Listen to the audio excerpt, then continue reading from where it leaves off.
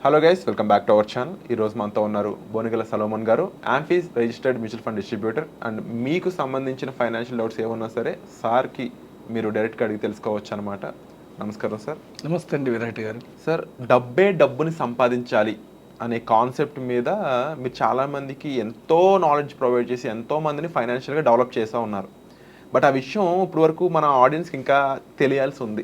దానికోసం ఈరోజు మన ఐడ్రీమ్ ద్వారా, ఈ ప్లాట్ఫామ్ ద్వారా, ఈ ఎపిసోడ్ ద్వారా తెలియజేయాలని నేను మనస్ఫూర్తిగా కోరుకుంటున్నాను. ప్లీజ్. మంచి క్వశ్చన్ అడిగారండి విరాట్ గారు. ఇప్పుడు చూడండి విరాట్ గారు, ఒక కోటీశ్వరుడు ఉన్నాడు, 1 కోటి రూపాయలు ఎఫ్డి చేసుకున్నాడు, నెలకి 50,000 వస్తుంది, 6% వేసుకున్నా కానీ. ఓకేనా సార్? 5 కోట్లు వేసుకున్నాడు, నెలకి 2.5 లక్షలు వస్తుంది. ఇతను నెలకి 2.5 లక్షలు వస్తే అతను పెట్టే ఖర్చు 1 లక్ష, 1.5 వేసుకున్నా కానీ 1 లక్ష మిగిలిపోతూ ఉంటుంది. ఇతనికి ఇన్ఫ్లేషన్ లెక్కేసుకుంటే కూడా ఇన్ఫ్లేషన్ 7%, కానీ 5% వస్తుంది, 6% వస్తుంది ఎఫ్డీలో. అయినా ఇన్ఫ్లేషన్ కంటే తక్కువ వస్తే కూడా అతను పట్టించుకోడు. ఎందుకు? అతని ఖర్చులు పోగా అతనికి మిగులుతున్నాయి, ప్యాసివ్ ఇన్కమ్. ఎఫ్డీలో ఇన్ఫ్లేషన్ కంటే తక్కువ వస్తే కూడా పట్టించుకోరు. ఎవరైతే 5 కోట్ల పైన ఉన్నారో, నెంబర్ ఎక్కువ ఉండాలి, ఎక్కువ డబ్బు ఉంది వాళ్ళ దగ్గర, వాళ్ళ క్యాపిటల్ ప్రొటెక్ట్ అయితే చాలు, రిస్క్ లేకుండా. వాళ్ళకి వడ్డీ వస్తుంది 2.5 లక్షలు. సో 10 కోట్లు వేసారనుకోండి, నెలకు 5 లక్షలు వస్తుంది. వాళ్ళకి 2-3 లక్షలు ఖర్చు అయినా కానీ మిగతా డబ్బు వాళ్ళకి యాడ్ అవుతూ ఉంటుంది. వాళ్ళు మల్టిప్లికేషన్ గురించి చూడరు. ఆల్రెడీ వాళ్ళు వెల్త్ క్రియేట్ చేసుకున్నారు. వాళ్ళ దగ్గర ఉన్న క్యాపిటల్ మూలధనం సేఫ్గా ఉంటే చాలు. అందరు కాదు, కొంతమంది నా క్యాపిటల్ సేఫ్గా ఉంటే చాలు అనుకుంటారు. సో వాళ్ళు ఎఫ్డీకో ఇంకో దానికి వెళ్తారు, సేఫెస్ట్ ఇన్స్ట్రుమెంట్స్కి వెళ్తారు. అయితే సామాన్య మానవుడు నెలకి 20,000 వస్తుంది, నెలకి 30,000 వస్తుంది, నెలంతా కష్టపడితే 20,000 వస్తుంది. ఆ 20,000తో డబ్బుని ఎలా క్రియేట్ చేసుకోవాలి? వారెన్ బఫెట్ గారు ఏం చెప్పారంటే, don't depend on single income, second income generate చేసుకోండి. సెకండ్ ఇన్కమ్ ఎలా జనరేట్ చేయాలంటే మీరు ఇన్వెస్ట్మెంట్ ద్వారా జనరేట్ చేసుకోండి. సో మనకి 20,000 వచ్చే వ్యక్తి ఉన్నాడు, ఒక 10% లెక్కేస్తే 2,000, 20% లెక్కేస్తే 4,000. 20% మీరు ఇన్వెస్ట్ చేసుకుంటూ వెళ్తే, ఈక్విటీ మ్యూచువల్ ఫండ్లో ఇన్వెస్ట్ చేసుకుంటూ వెళ్తే మీ డబ్బు ఏం చేస్తుందంటే 30 నుంచి 50 కంపెనీస్లో షేర్స్ కొంటారు. గుడ్. మీరేమవుతారు? ఇండైరెక్ట్గా 30 నుంచి 50 కంపెనీలో పార్ట్ ఓనర్ అవుతారు. మీకు నెలకు వచ్చిన డబ్బులు ఇన్వెస్ట్ చేశారండి, ప్రతి నెల ఇన్వెస్ట్ చేసుకుంటూ వెళ్తున్నారు. పార్ట్ ఓనర్ అయితే ఏమవుతుంది? మీకోసం ఆ కంపెనీలో ఉన్న ఎంప్లాయీస్ మీకోసం పనిచేస్తారు. ఇప్పుడు ఎస్బీఐలో షేర్ కొన్నారు. ఎస్బీఐ ఎంప్లాయీస్ ఎవరి కోసం పనిచేస్తారు? వాళ్ళ జీతం కోసం వాళ్ళు పనిచేస్తారు, వాళ్ళ బ్యాంకుకి లాభం రావడానికి పనిచేస్తారు. అల్టిమేట్గా వాళ్ళ బ్యాంకుకి లాభం వస్తే ఏమవుతుంది?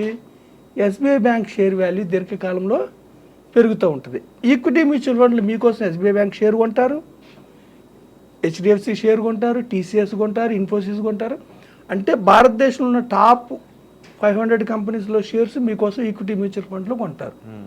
అంటే మీరు ఇన్వెస్ట్ చేయటం వల్ల ఏమవుతుంది? ఇండైరెక్ట్గా మీరు ఒక 30 నుంచి 50 కంపెనీల్లో పార్ట్ ఓనర్ అవుతారు. చిన్న వ్యక్తి కూడా 30 నుంచి 50 కంపెనీల పార్ట్ ఓనర్ అయితే మీకోసం ఎంప్లాయీస్ పనిచేస్తారు, బోర్డ్ ఆఫ్ డైరెక్టర్స్ పనిచేస్తారు. ఈ సామాన్య మానవులు బయటకు వచ్చి కన్జ్యూమ్ చేయాలంటే మన చుట్టూ ఉన్న కంపెనీస్లోనే మనం కొంటూ కన్జ్యూమ్ చేస్తాం. మనకి హౌసింగ్ లోన్ కావాలన్నా కానీ ఈ బ్యాంక్స్లోనే తీసుకుంటాం ప్రతిదీ. సో వారెన్ బఫెట్ గారు చెప్పింది ఏమిటంటే, చిన్న మొత్తమైనా పర్వాలేదు, ఒక క్రమానుబద్ధతలో ఈక్విటీ మ్యూచువల్ ఫండ్ అంటే ఓనర్షిప్, ఈక్విటీ. డెట్ అంటే ఓనర్షిప్ కాదు, డెట్ అంటే అప్పీయటం. ఇప్పుడు ఎఫ్డీ పెట్టామనుకోండి బ్యాంకులో, మనం ఏం చేస్తాం? ఫిక్స్డ్ డిపాజిట్ చేసాం, మన డబ్బుని వేరే వాళ్ళకి అప్పిస్తారు, మనకు కొంత ఇంట్రెస్ట్ ఇస్తారు, మనకంటే ఎక్కువ ఇంట్రెస్ట్ వాళ్ళు తీసుకొని మనకి ట్రాన్స్ఫర్ చేస్తారు. ఎల్ఐసి ఇన్సూరెన్స్ పాలసీలు తీసుకున్నా కానీ మీరు ఈక్విటీ కాదు. గోల్డ్ కొంటే అది వేరు. గోల్డ్లో దీర్ఘకాలంలో ఓన్లీ 8.5%, 9% వచ్చాయి. ఓకేనా? రియల్ ఎస్టేట్ కావాలంటే పెద్ద మొత్తంలో కావాలి. ఈక్విటీ మ్యూచువల్ ఫండ్లో భగవంతుడు మనకి ఇచ్చిన అవకాశం, మన దేశం మనకి ఇచ్చిన అవకాశం ఏమిటంటే, చిన్న మొత్తంలో కూడా మీరు పార్ట్ ఓనర్ అవ్వచ్చు. 30 నుంచి 50 కంపెనీల పార్ట్ ఓనర్ దీర్ఘకాలం అయితే, సిప్ ద్వారా అయితే నెల మీకేమవుతుంది? వెల్త్ క్రియేట్ అవుతుంది. జస్ట్ 3,000 రూపాయలు 30 years పర్ మంత్ పెట్టుకుంటే 3,000 రూపాయలతో 1 కోటి రూపాయలు వస్తుంది. అంటే మీరు ఈ యవ్వనం స్థితిలో మీరు ప్రతి నెల అంటే ఒక 20 నుంచి 30 ఏళ్ళు కట్టుకుంటూ వెళ్తే 30 ఏళ్ళ తర్వాత మీరు కంపెనీలో ఓనర్షిప్ అవటం వల్ల పవర్ ఆఫ్ కాంపౌండింగ్ వల్ల మీకు వెల్త్ క్రియేట్ అవుద్ది. అంటే మీ డబ్బే మీరు పెట్టే 4,000 మీకు మళ్ళీ డబ్బు సంపాదించి పెడుతుంది. ఎలా? మీరేం దానికి కష్టపడే పర్లేదు, చెమట చిందించే పర్లేదు, ఇంకోటి హార్డ్ వర్క్ చేసే పర్లేదు. స్మార్ట్గా ఇన్వెస్ట్ చేయండి. అయితే ధనవంతులకి వాళ్ళ డబ్బు మల్టిప్లై అవసరం లేదు. ఎఫ్డి ద్వారా వచ్చి యాడ్ అయితే చాలు. సామాన్య మానవుడికి డబ్బు మల్టిప్లై కావాలి, యాడ్ అయితే సరిపోదు. డబ్బు మల్టిప్లై కావాలంటే ఈక్విటీ మ్యూచువల్ ఫండ్స్. ఎప్పుడు మల్టిప్లై అవుతుంది? షార్ట్ పీరియడ్లో మల్టిప్లై కాదు, 5 ఇయర్స్ 10 ఇయర్స్ కాదు, 20 ఇయర్స్ అబోవ్ ఉంటే పవర్ ఆఫ్ కాంపౌండింగ్ వల్ల మీకు డబ్బు మల్టిప్లై అవుతుంది. సో నేను సామాన్య మానవులకు, ఆర్డినరీ పీపుల్ చెప్పేది ఏమిటంటే ఎంత తక్కువ వస్తుందో అనవసరం. సిస్టమేటిక్ ఒక 20% మనీ ఒక 20 ఇయర్స్ 25 ఇయర్స్ 30 ఇయర్స్ పెట్టుకోండి. మీకు ఏ అవసరమన్నా రానివ్వండి, మీకు సేవింగ్స్ ఎంతన్నా రానివ్వండి, ఈక్విటీ డైవర్సిఫైడ్ మ్యూచువల్ ఫండ్స్లో మీరు ఇన్వెస్ట్ చేస్తే మ్యూచువల్ ఫండ్స్ సహిగాయి.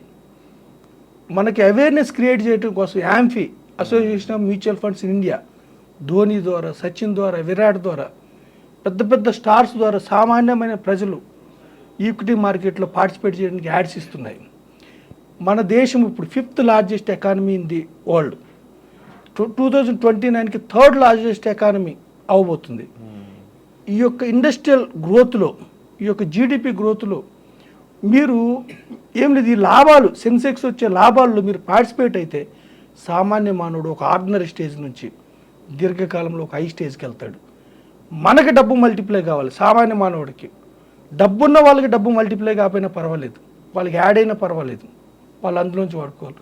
లేని వాళ్ళు కోట్లు సృష్టించుకోవాలి. కోట్లు ఉన్న వాళ్ళు ప్రిజర్వ్ చేసుకుంటారు చాలు. మనం కోట్లు కావాలి. కోట్లు కావాలంటే equity mutual funds. Short period risk ఉంటుంది, 5 ఇయర్స్ 7 ఇయర్స్.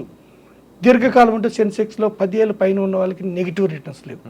సో చరిత్రను బట్టి మీరు ఏం చేయాలంటే ఈ సామాన్యమైన ప్రజలు తప్పనిసరిగా ఈక్విటీ మ్యూచువల్ ఫండ్స్లో మీరు ఇన్వెస్ట్ చేస్తే మీ డబ్బుని సంపాదించుకుంటారు. వండర్ఫుల్ సార్ అండి, వండర్ఫుల్ అనాలిసిస్ సార్. ముఖ్యంగా మీరు చెప్పిన స్టేట్మెంట్ ఏదైతే ఉందో డబ్బుని సంపాదించి పెడుతుందనడానికి ఒక practical real solution and analysis అనేది మీరు అందించడం జరిగింది.